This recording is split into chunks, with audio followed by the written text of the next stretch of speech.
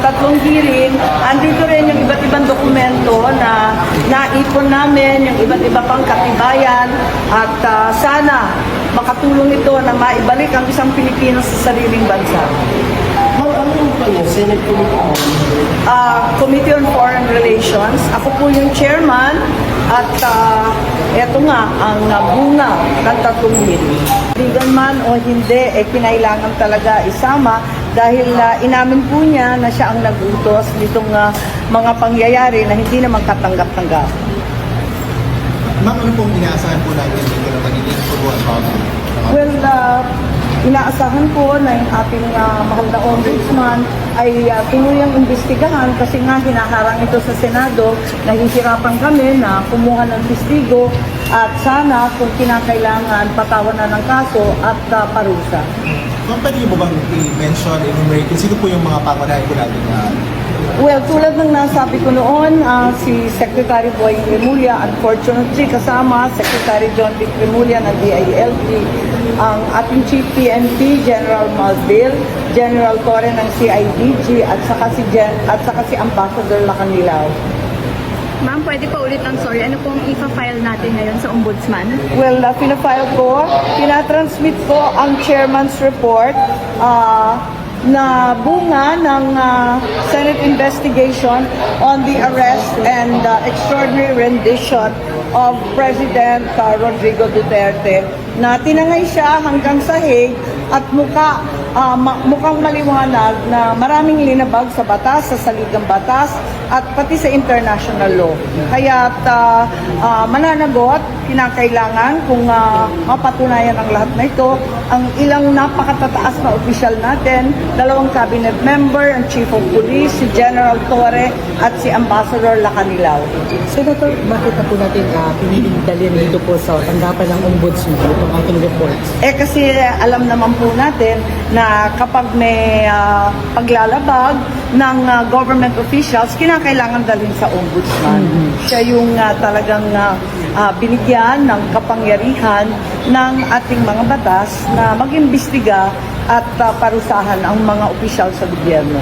Tiwala naman po tayo, Senator, sa Ombudsman na magiging maayos po yung kanilang isasagawang investigasyon dito po sa ating nilalang Yes, naniniwala ko ng Ombudsman natin ay walang bias, walang takot na parusahan yung karapat-dapat parusahan. Ano pong violation ng batas ang nasa report niyo, ma'am? Yes, iba-iba to. Depende na sa Ombudsman kasi hindi naman kami nagkakaso sa Senado sa amin in aid of legislation para sa pagbabago ng iba't ibang batas, sa pag-aamyenda ng mga dating batas at yung oversight. Kaya yung nandito sa ngayon nakikita ko yung Graft and Corrupt Practices Act, pagkatapos yung labag sa Revised Penal Code at saka iba't iba pang mga batas na sa tingin ko linabag. Sino po, Senator, yung pinakamabigat po yung inihain natin reklamo sa mga opisyal po? Lahat po sila mabigat kaya nandito ako. Thank you. Yun lang po. Mayroon pong actions after dito. Kasi nga, sinabi niyo rin po sa Senate hearing na bukod sa Ombudsman, mag-file din kayo sa mga korte. Meron po ba kayong plano? Hindi ko maalala na may gano'n. Ang alam ko talaga sa Ombudsman ang pangunahing hantungan ng mga kaso kontra sa mga matataas na opisyal ng pamahalaan. Minsan hinihin po namin ang inyong reaction. Sinabi po ni Atty. Kaufman na gagamitin po yung inyong mga Senate report dun sa defense nila sa ICC. Yes, nagpapasalamat naman ako at kinilala ni Atty. Kaufman na yung ating mga hearing, kahit hindi sinisiputan, may gamit naman para sa ebidensya, para maiuwi ang ating dating Pangulo at humarap sa husgadong Pilipino, hindi sa mga dayuhan. So willing po tayo magbigay din ng kanilang reports sa kanila? Oo naman, kung kinakailangan, talagang ipapaabot ko sa lalong madaling panahon. Basta makatulong at ang alam natin, ang sino mang Pilipino ay may karapatan manatili sa sariling bansa at ipagtanggol ng sariling husgado. Sen, paring natin din sa mga ating mga kinakasuhan po.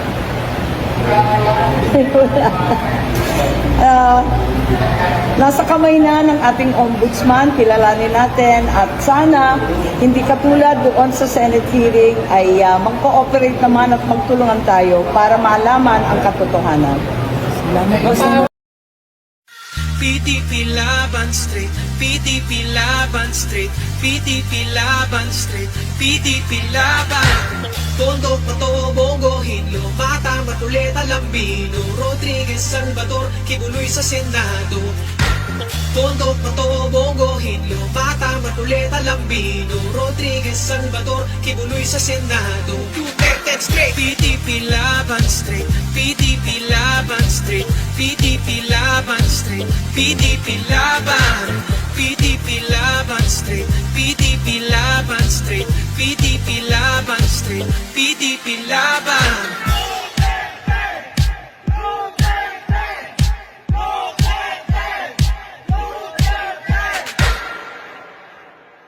Political